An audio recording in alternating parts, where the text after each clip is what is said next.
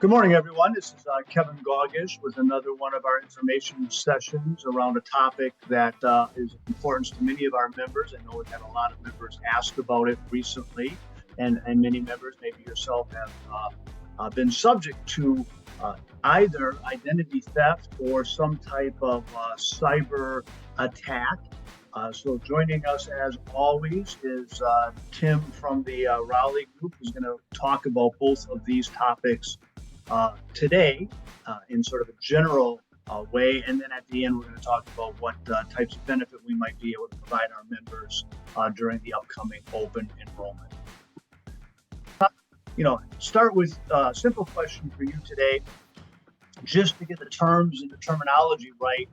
Can you give us a short description on what is identity theft, what are cyber attacks, and how big of an issue has that become across America today? Yeah, thanks, Kevin.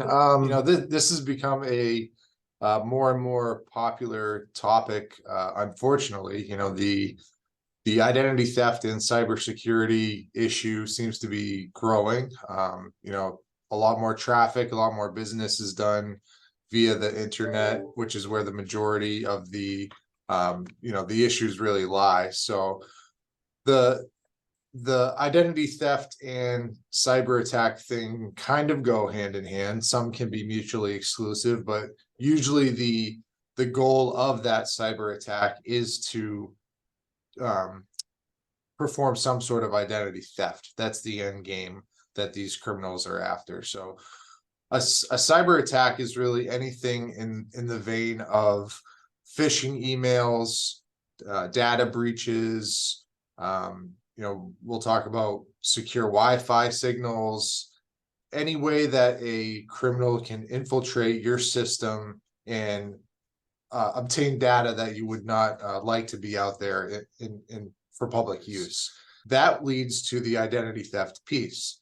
So when these cyber criminals are gathering that data, they aren't necessarily the ones that are using it. They could be selling it to other entities that perform the identity theft. And identity theft most commonly is credit card utilization. Your physical card can be stolen. Your card number can be stolen electronically.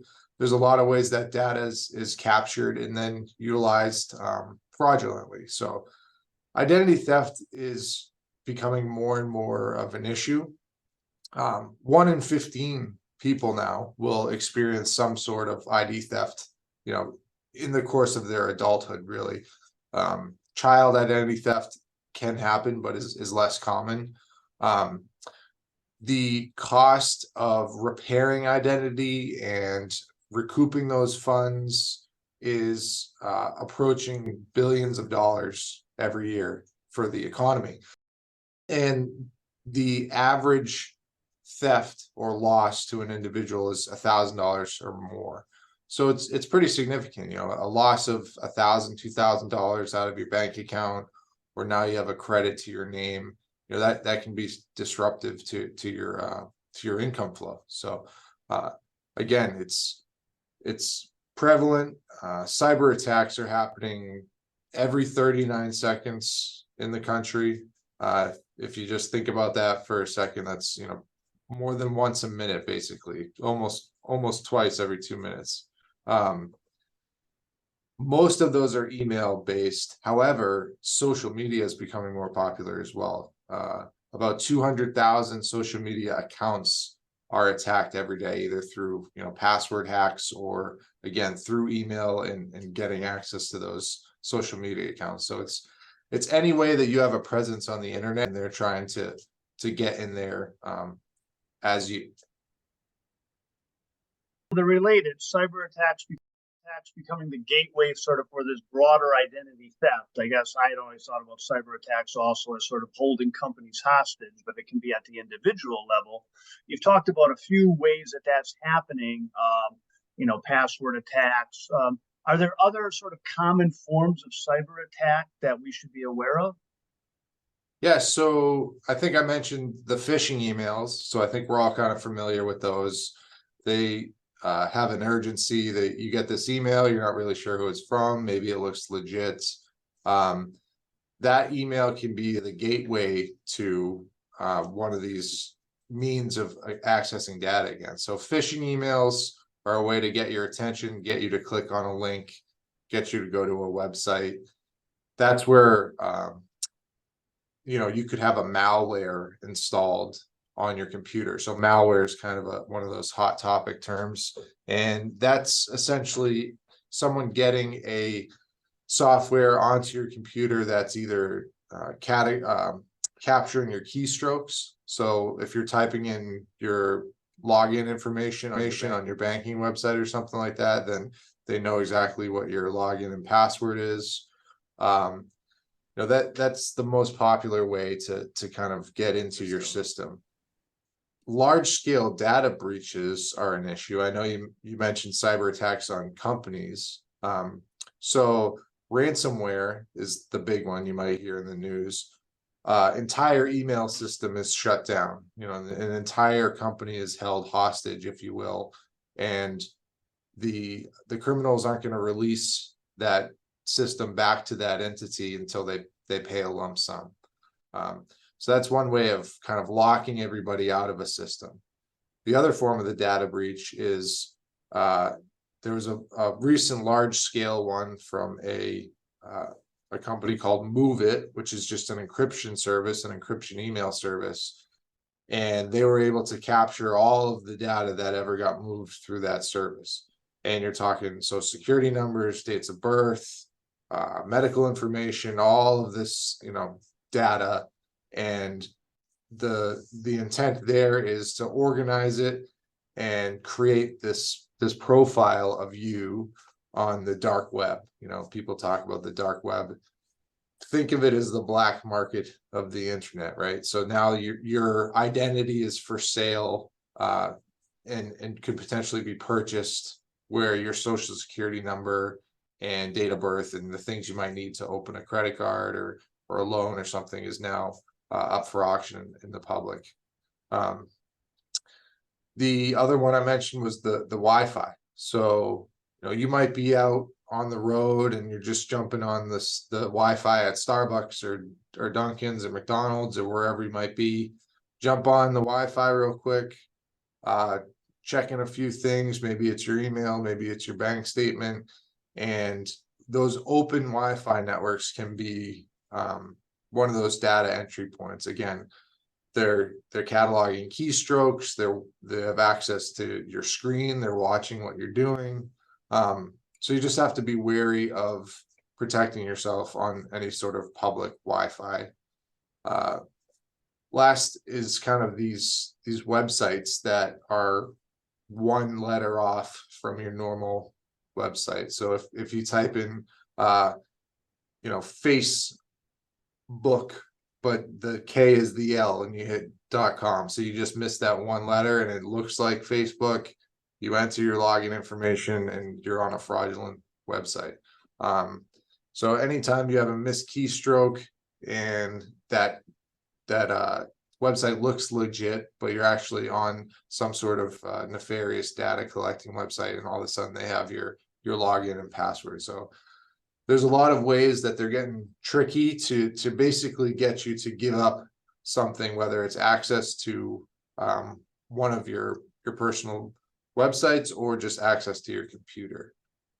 Yeah, that last one's tricky because I know a lot of internet companies will buy those similar missed keystrokes just to prevent that. But obviously, then again, it looks like it is it the real company just redirecting you back to their website, or is it fraudulent?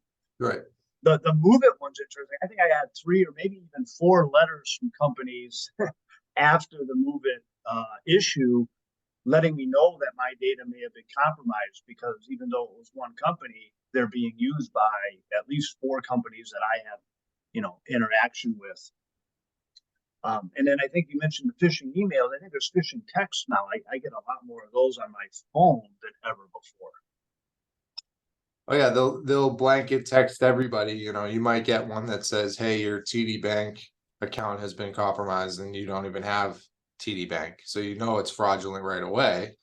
But they're sending millions of those text messages, so chances are they're going to catch a few people who do have TD Bank. Capital One, saying anything to get you to react quickly and say, oh geez, something's going on with my account. And then you just click the link in that text, and next thing you know, you're down the road of someone just collecting your data.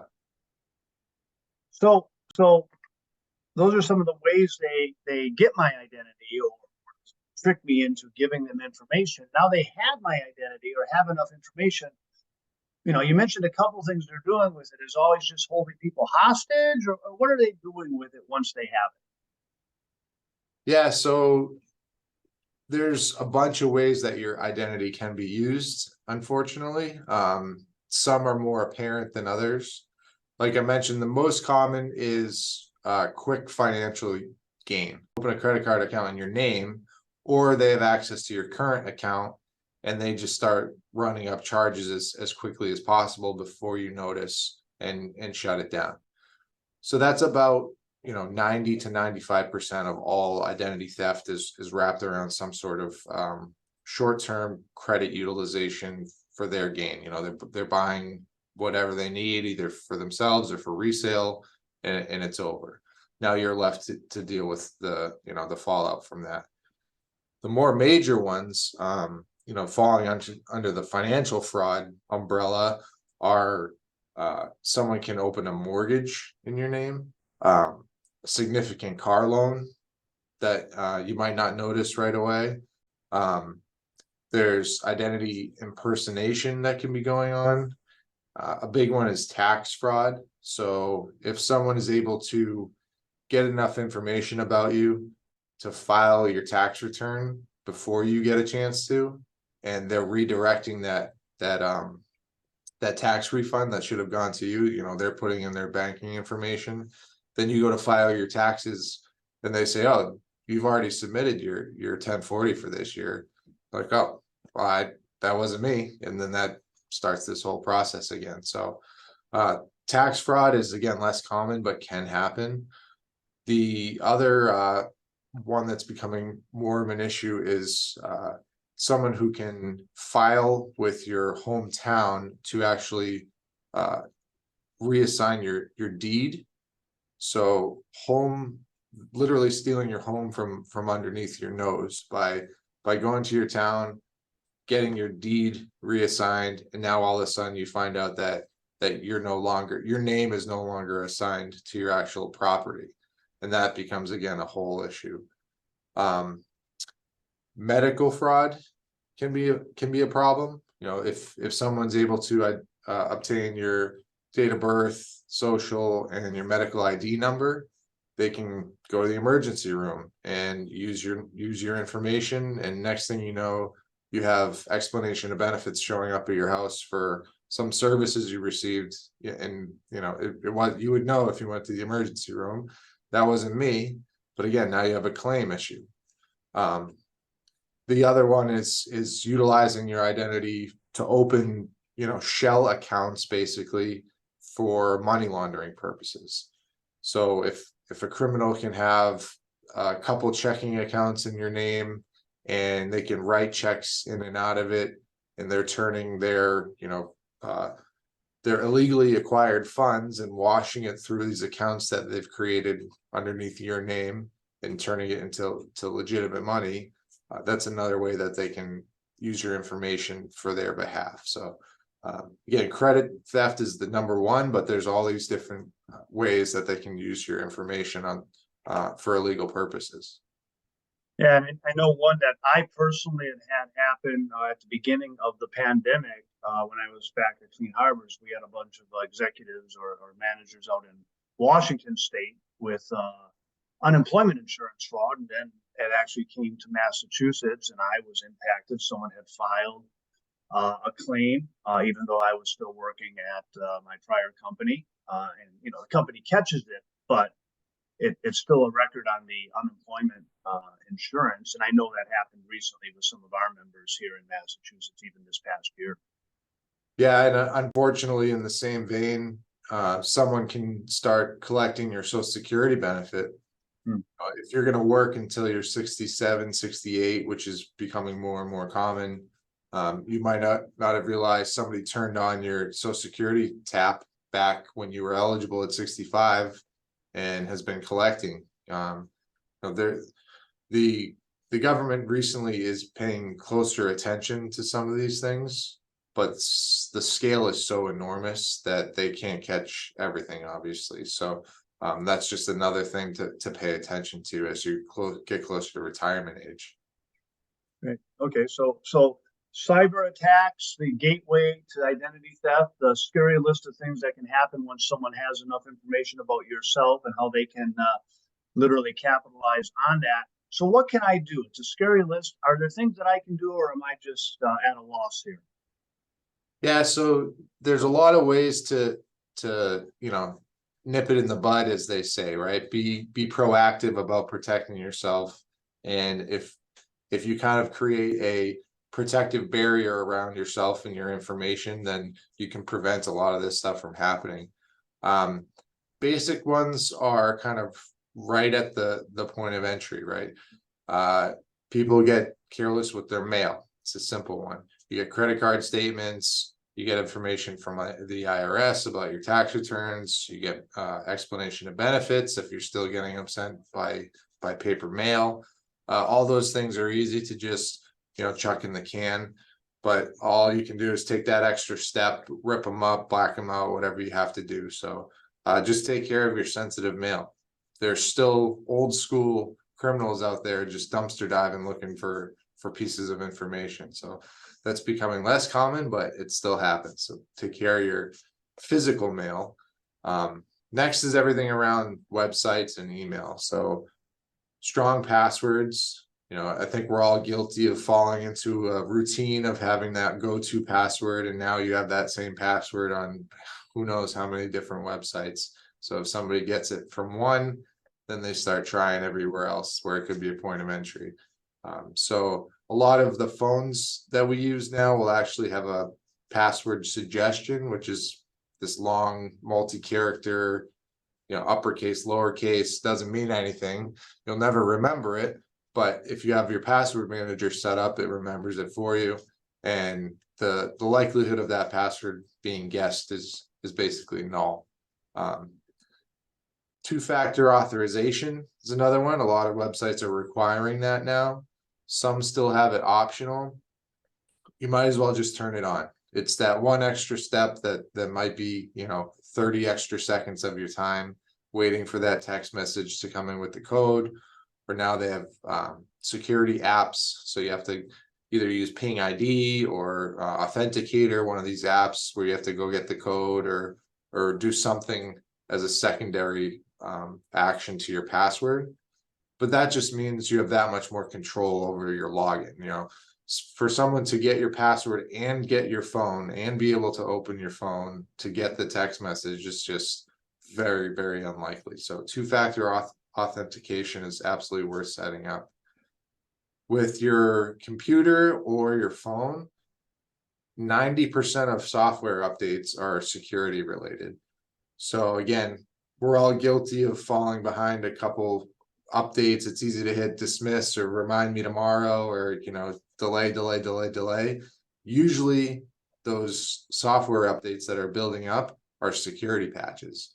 So new threats and codes and all kinds of things are being developed all the time, and the software on our side is trying to keep up and protect you again. So keep up to date with all your software updates.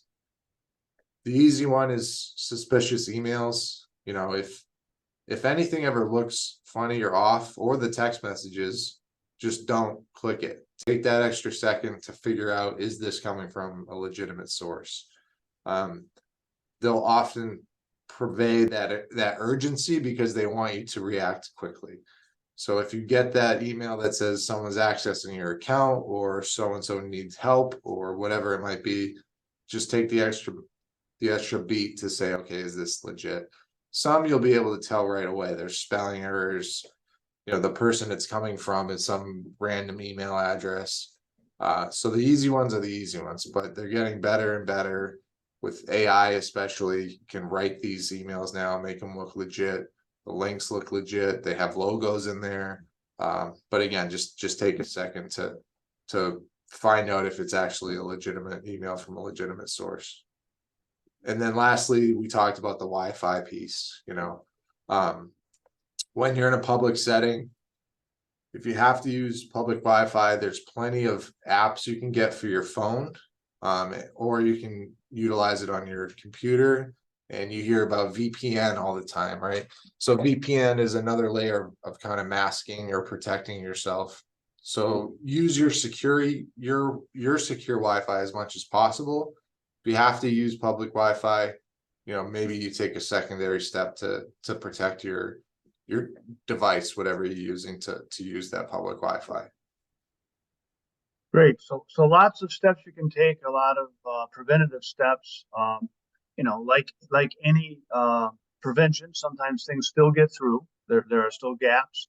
I've heard a lot about monitoring credit and looking at credit locks and all of that. Can you walk me through a little bit about that sort of aspect? Clearly something's happened now because I'm seeing it impact my credit. How would I see that? How would I learn about my credit scores? Yeah, sure. So, those were all ways to kind of protect your cyber data, right? We're talking cybersecurity.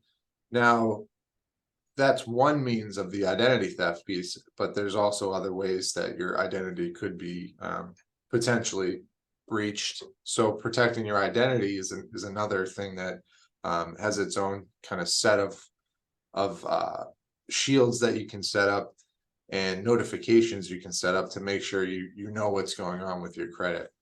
Again, when someone accesses your credit information, there are plenty of ways to be notified that that's happening.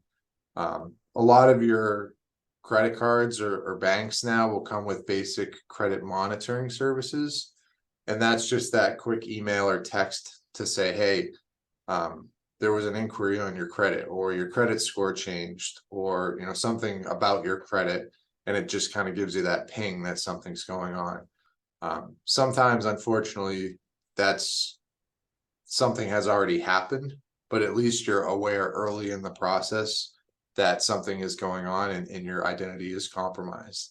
So monitoring is important, just making sure that you have an idea of what's going on with your credit and maybe having some sort of alert system set up around your credit.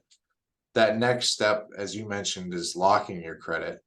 So you can actually lock your credit so that if someone goes to open a loan, whomever is trying to open that loan, whether it's an auto dealership or a bank or a mortgage company, whatever it might be, they're going to put in all your information and they're going to get a kickback that says the credit profile is locked, and nobody can unlock that except for you. So having a lock on your credit, again, can stall the process anyway. You'll get a notification that someone's trying to access your credit and you can jump in front of it. You want to monitor your credit anyway. Maintaining your credit profile is important as a consumer. Going forward, there's likely going to be some point where you have a major purchase, whether it's a vehicle or a home or whatever it might be. So just keeping an eye on your credit in general, disputing errors, and making sure that everything has been done by you and is correct on your credit score. So there are plenty of services out there. As I mentioned, a lot of them are free. The score tracking, kind of that basic identity notification system that somebody's trying to access your credit account. The next layer is protection and recuperation piece. So having someone on your side that can assist with any sort of issue that's going on, and a service that can step in and you can say, hey, someone's trying to access my credit. What do I do now? And someone there that can help with preventive action and also recuperative action if necessary. So there's plenty of options out there from service standpoint, and there's different layers of what's available. Yeah, and I think we'll talk a little bit more about that at the end and what we might be offering as part of our open enrollment process. So I like to think about this in sort of the analogy of driving a car. got the tires are full, they're good pressure. I've got the seatbelt on, I'm paying attention. Um, I've done everything preventive wise, and then all of a sudden my phone rings. I look down just for a moment. I've made a mistake, and something happens. So, what are sort of those common mistakes that people might make? What signs are there out there that I shouldn't be doing something that will take all this preventive stuff and just throw it out the door because of a stupid thing that I do personally? What are those? The ways in which that these criminals are trying to obtain access is becoming much more intelligent, right? The ability to decipher something that's erroneous versus legitimate is getting more difficult. So making sure again that you get that phone call, and a lot of us human nature now, because of the vishing they call it, right? That's phishing through voice. So phone calls, leaving you voicemails trying to get you to call back. Our human nature has become, you see that unknown number, and most of us will let it go to voicemail. Some of the phones now will actually say if this number is suspicious or not. So you can add apps to your phone as well that have a broader database of sort of these erroneous phone numbers, and it kind of gives you the heads up, hey, this might not be a legitimate number. So once you're on the phone, if you do pick up that phone call, and again, usually it's a sense of urgency. Hey, this is going on. We need this information to correct this problem. Someone's trying to access your bank. What's your PIN? What are the last four of your social? They get you to confirm all this information, when in fact you're not confirming anything. You're divulging it for the first time. So it's easy to be reactive, but again, if you can take that beat and double check the phone number, say, hey, what's the best number I can call you back at? Or I already have the phone number on the back of my bank card. I'm going to hang up. I'm going to call that and talk to somebody and see if I get the same issue. Because it's likely once you hang up, call the legitimate entity that was trying to reach you, they're like, no, we don't know what you're talking about. So reactiveness is important as far as slowing down and making sure that you're speaking with the right people. And in the end, as much as I'd like to believe I have that relative over in Europe that's left me money, I probably don't. Right. The email thing is again the most popular way to gain your trust or access empathy, or again that reaction, right? So whether it's someone who's legitimate or it's your long lost third cousin who's stuck in some third world country, and all they need is $500 and you're going to save the day, or they're stuck in the hospital in Europe, and if you can just Western Union X amount of dollars for some reason to this location. Again, most of those situations you can kind of sniff out. If anybody who knows me sends me a strange email asking for any sum of money, like, well, they have my phone number first of all, and I'm not the first one that they're going to reach out to anyway.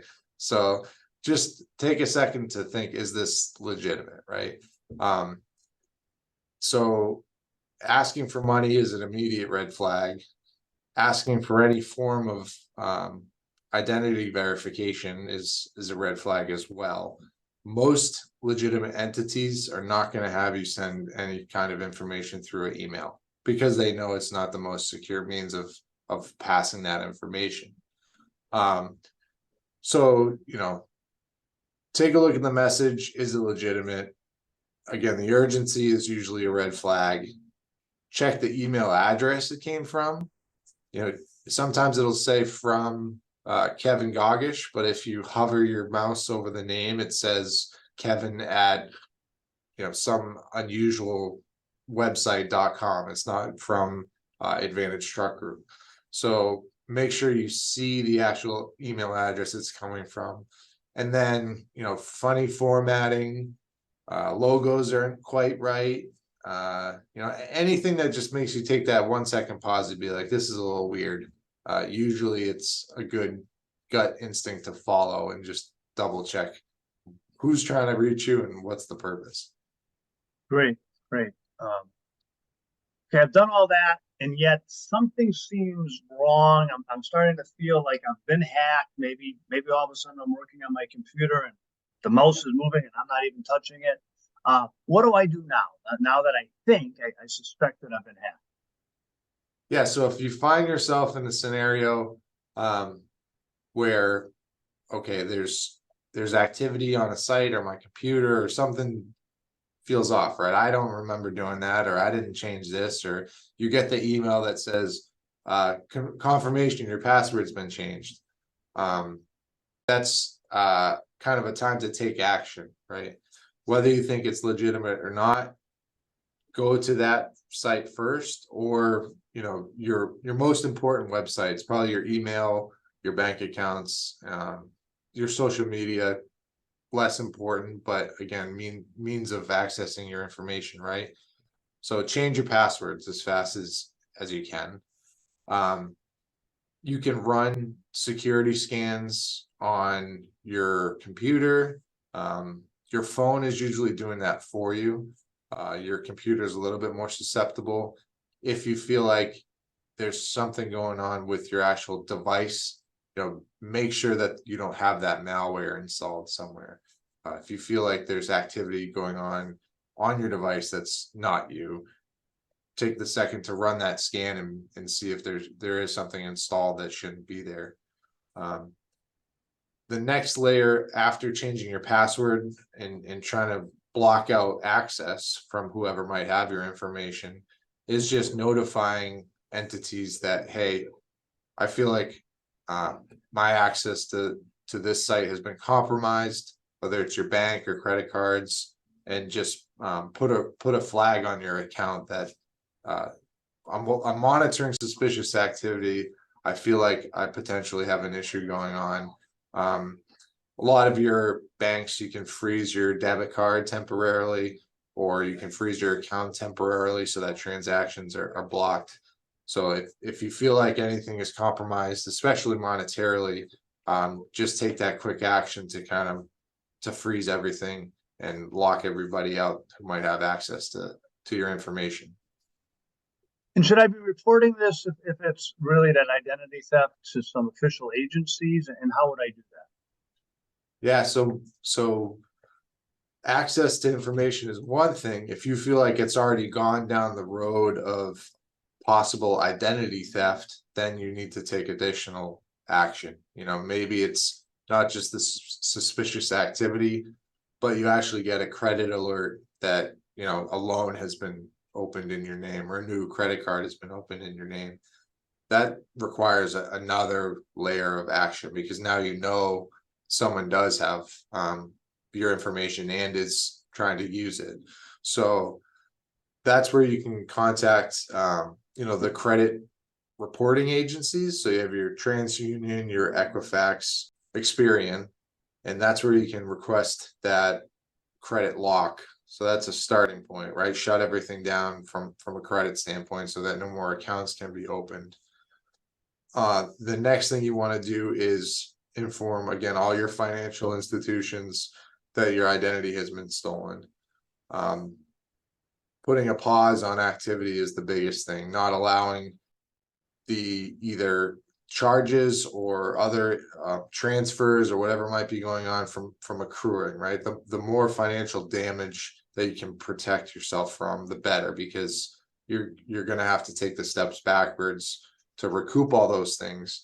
So the sooner you can prevent it from happening, the less kind of damage control that will have to be done in the end. So take action on your credit and your financial accounts. Then there's that next layer, right? So if it's local, you definitely want to file a police report. It's just creating kind of that timestamp of when it happened. Eventually you're going to have to prove that it wasn't you making these transactions. So by filing the police report, that's a legitimate action on your side, saying, hey, this wasn't me. You could also potentially have transactions going on in a different state.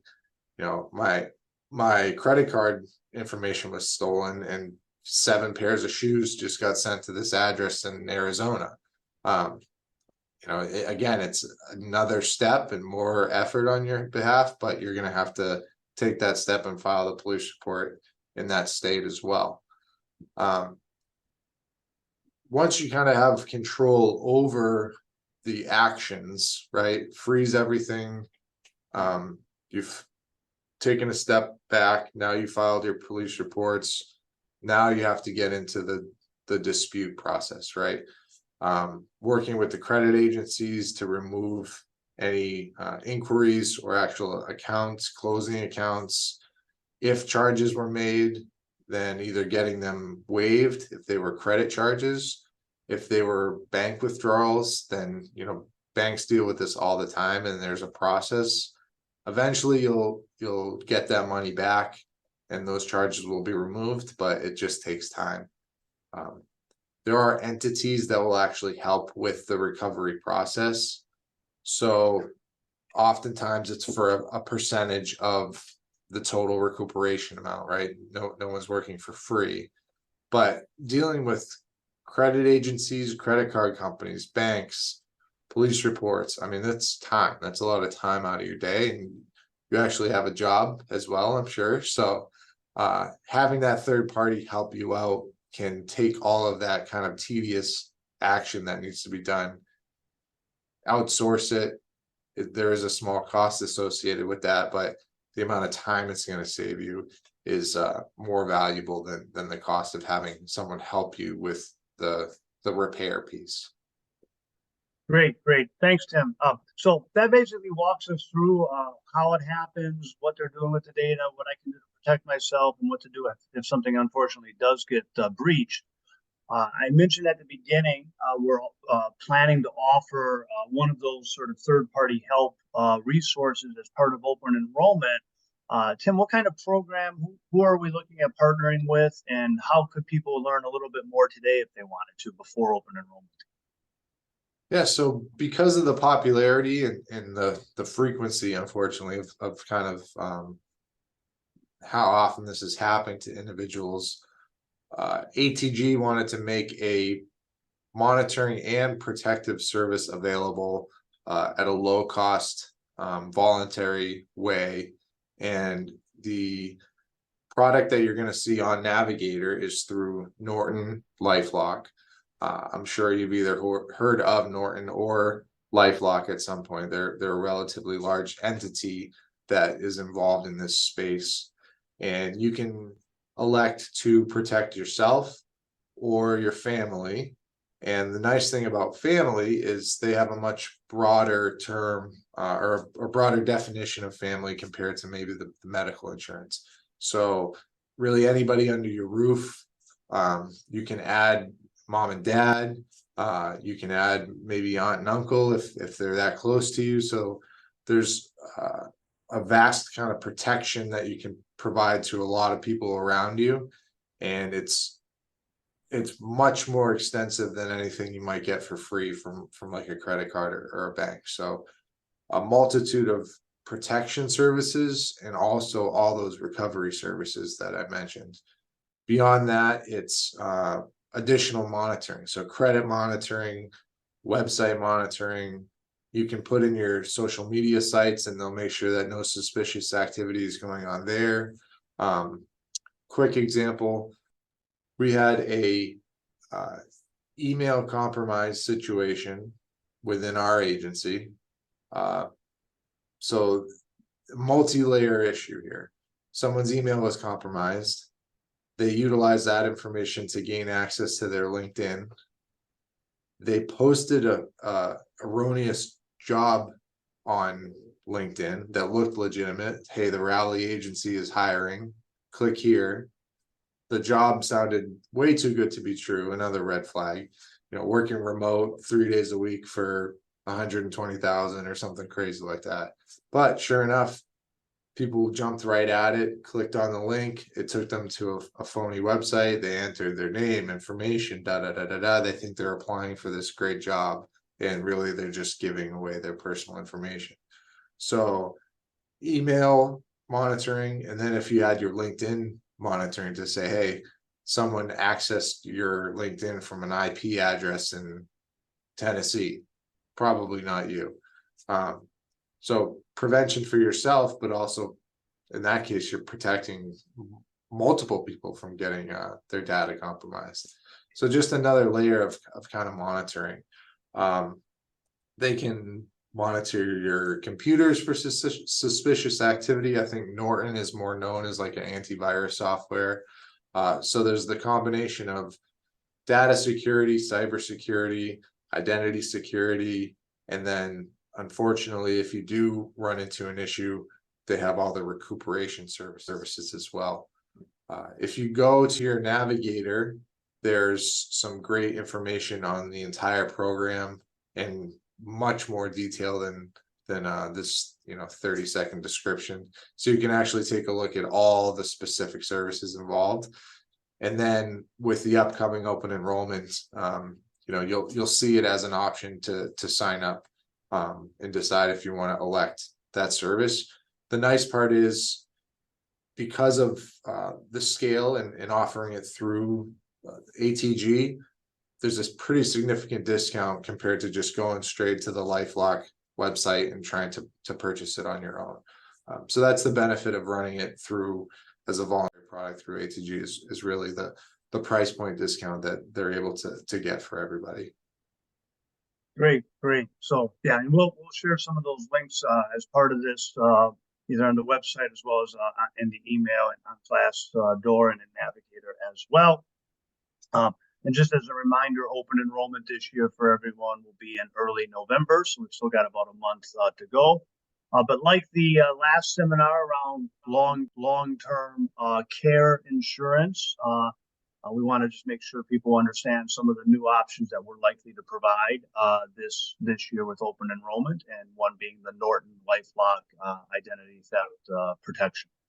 So thanks, Tim, for both the last week in Shrewsbury and agreeing to record this today. Everyone, if you have any questions, please feel free to reach out to anyone on the HR team or Tim directly, and we'll see you soon. Thanks, Tim. Thank you.